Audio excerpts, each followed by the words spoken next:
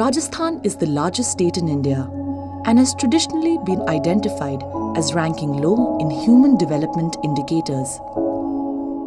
The deeply rooted preference for sons and aversion to daughters is clearly indicated by the steep decline in child sex ratios, which fell from 909 in 2001 to 883 girls per 1,000 boys in 2011.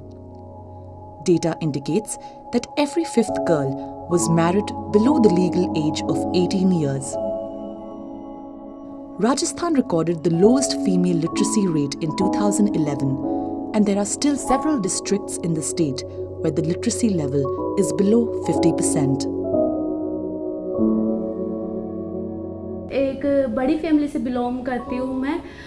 मेरी जो बड़ी बहन है उसको पढ़ाई के लिए काफ़ी स्ट्रगल करना पड़ा, उसकी वजह से ही मैं आगे पढ़ पाई हूँ। अगर वो नहीं लड़ती तो शायद मैं आगे नहीं पढ़ पाती। हम गवर्नमेंट गर्ल्स स्कूल में पढ़े हैं और जो मेरा भाई है छोटा वो भी पढ़ रहा है, बट वो प्राइवेट स्कूल में जाता है क्योंकि जो मम्मी है वो कहती कि तुम 4 बहनों पर ये एक है, तो अगर ये पढ़ लेगा जॉब लग जाएगा तो तुम्हारा भी सबका भला हो जाएगा, उद्धार हो जाएगा। A 2-day workshop was organized by the Institute of Development Studies, Jaipur, in collaboration with the FXB Center for Health and Human Rights, Harvard University, as part of the research project India's Champions, exploring determinants of young women's empowerment in Rajasthan.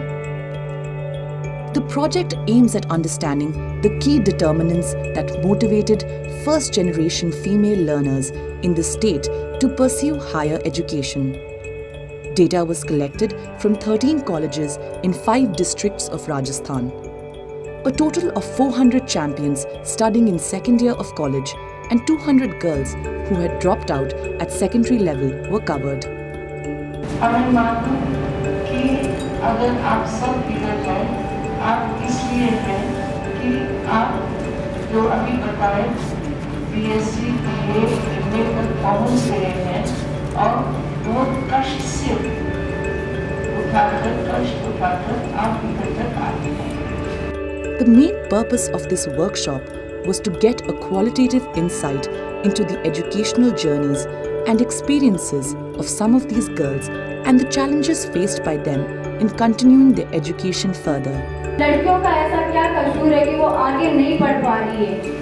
थोड़े बहुत पापा परेशानी होती थी आर्थिक परिस्थितियों के कारण। फिर 9th क्लास में मैंने मेहंदी वगैरह लगाना स्टार्ट की, तो ऐसे थोड़ा बहुत पैसा आता तो वो मेरी पढ़ाई में इन्वेस्ट करती थी मैं।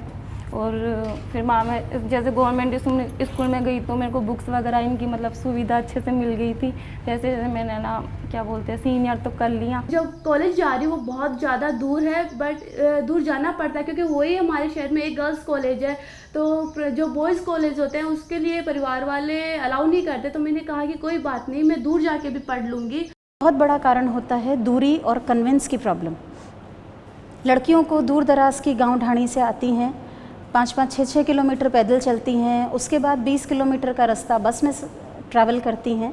सबसे बड़ी प्रॉब्लम जो महिलाओं की हायर एजुकेशन से रिलेटेड है वो ये है कि उन्हें महाविद्यालय तक पहुंचने में ही कई परेशानियों का सामना करना पड़ता है।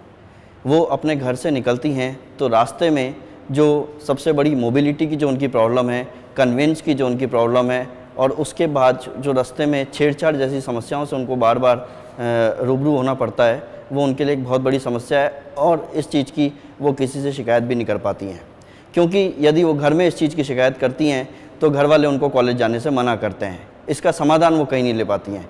कॉलेज में यदि शिकायत होती है तो कॉलेज एडमिनिस्ट्रेशन द्वारा कहा जाता है कि हमारा जो जिम्मेदारी है वो केवल कॉलेज प्रीमिसेस तक ही है, इसके बाहर की हमारी कोई जिम्मेदारी नहीं है।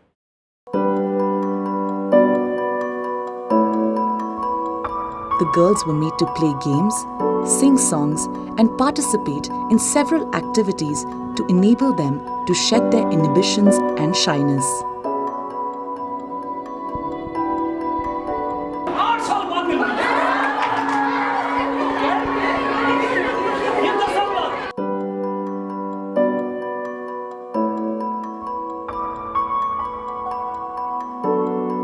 The emotional journeys of their childhood and adolescent years became apparent as they began to share their experiences and struggles to reach college. मेरे पापा की आर्थिक स्थिति खराब है।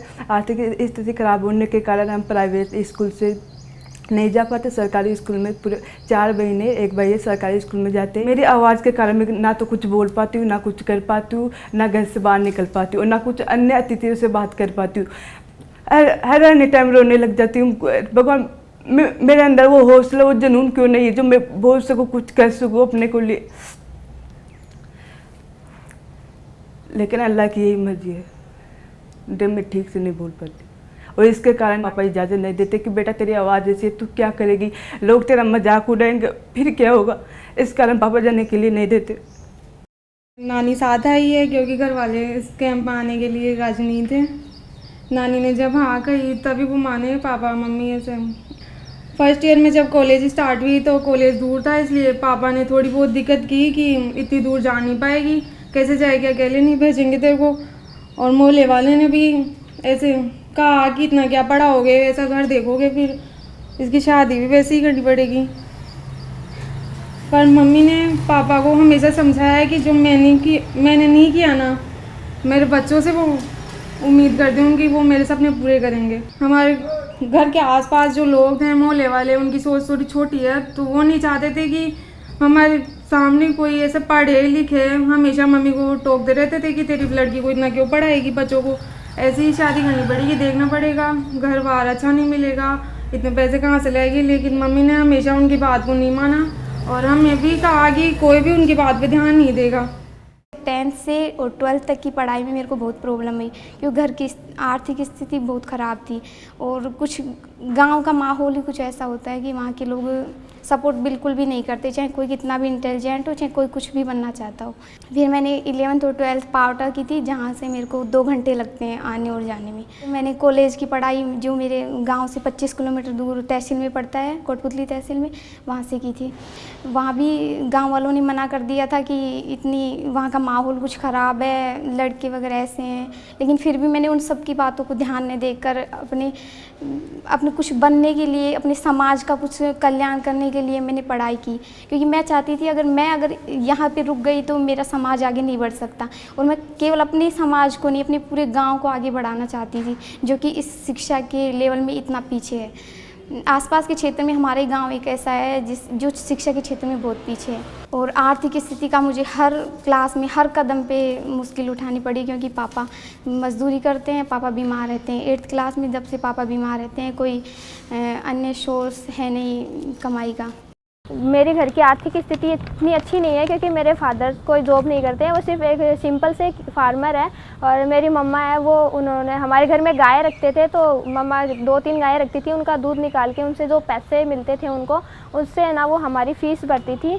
इसलिए और हमारी आजीविका का साधन सिर्फ वही था। दिक्कत वहाँ आई जब मेरा कॉलेज स्टार्ट हुआ। कॉलेज में भैया ने मतलब जाने नहीं दिया और मतलब बहुत सारी प्रॉब्लम क्रिएट हुई। फिर मम्मा ने और मेरी बहनों ने मिलके भैया को समझाया कि है ना इसको जाने दो। तब उन्होंने ना मुझे कॉलेज में मेरा एडमिशन हुआ। The girls were divided into groups and asked to respond to 2 sets of questions. Things they had to do by virtue of being girls and things they could not do just because they were girls. Each group was then asked to pick one issue from a list that they had themselves compiled about what they felt posed the greatest challenge in their lives and present a role play. Issues that they mentioned included dowry, restrictions on mobility, issue of girls' identity, etc. मुझे ना तेरे से बहुत ज़रूरी बात करनी है। तू एक बार मेरे घर आएगी क्या? क्या बात करनी है? ऐसे ही वो तेरे बीच है ना, वो मुझे बहुत डांटते हैं, बहुत मारते हैं, तो मैं क्या करूँ? उसके बीच में फंस के मैं घर वालों को अपनी स्थिति नहीं बता सकती, क्योंकि वो पहले से मेरी शादी को लेकर बहुत परेशान है, काफ़ी खर्चा हो चुका है, तो वो और टेस्ट ले रहे हैं मेरे से, घर वालों से। तो मैं क्या ससुराल वालों से यही रिक्वेस्ट करूँगी कि आप लोग है ना ये जो दहेज वाली आपकी सोच है, आप इसे भूल जाइए और ये सोच के चलिए कि अपनी बहू अपनी बेटी की तरह है। मेरे परिवार में लड़कियों को न तो ज़्यादा हंसने देते, ना ही ज़्यादा बोलने देते। उनका यह मानना है कि लड़कियों को घर से जैसे अच्छा खाना बनाना चाहिए और सिलाई करनी चाहिए। लड़कियों के करेक्टर पर उंगली उठाई जाती है, लड़कों को पैसे भी मिल जाते हैं, लेकिन लड़के 1 रुपये की भी तरस जाती है। कॉलेज कहीं girls also put forward their suggestions on how higher education for girls can be promoted and the various steps to be taken by the government.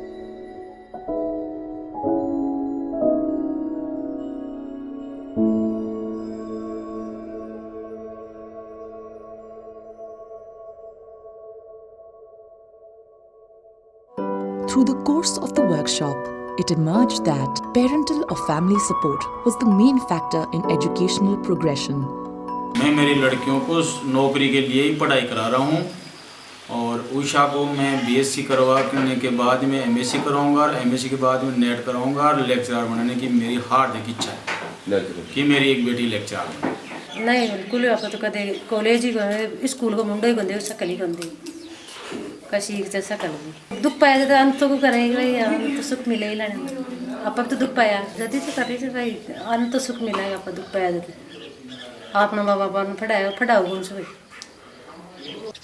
अभी अगर दे दी मेरे को भाई कर जाली दुख पावली फड़ले बाद अब तो कोई मंजूरी कर करार फड़ले से यार अब हम कोई और मावली तो कोई धंधो कर ले ली नहीं से जो फटे डेंगे तो आजकल कदर से भाई कोई सिलाई कर ले ली।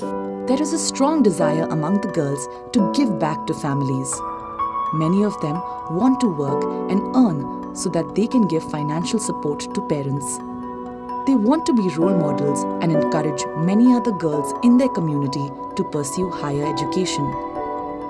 आगे चल के मैं एक IAS बनना चाहती हूँ। मैं उन गाँवों का विकास करना चाहती हूँ जो मेरे गाँव की तरह पीछे हैं।